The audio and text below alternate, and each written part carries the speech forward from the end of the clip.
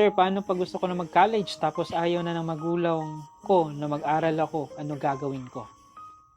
Wala na tayong magagawa kung hindi talaga kayo gustong suportahan ng magulang niyo. Maybe ang rason nila hindi nila kaya, kung ano pa man yung rason nila.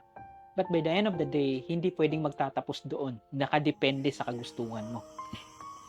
Gaano ka ba ka-willing makapagtapos? Kasi maraming estudyante na hindi sinusuportahan ng mga magulang nila pero nakakapagtapos.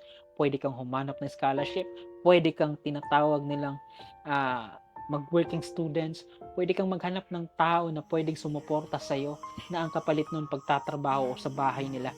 It's up to you. Kasi minsan kasi ganito, si mama, si papa, yes, mahirap kasi hindi ka sinuportahan, and I'm thankful kasi nanay at tatay ko sinuportahan ako.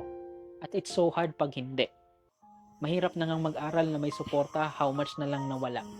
But the question right now, ano ba yung gusto mo? Makatapos ka o hindi? If you want na makatapos talaga, marami pong options para makapagtapos ka na hindi ka sinusuportahan ng magulang mo. Kaya mo yan, nakadepende yan sa kung ano yung gusto mo. Gaano kalaki yung determination mo para makuha yung pangarap na pagtatapos mo.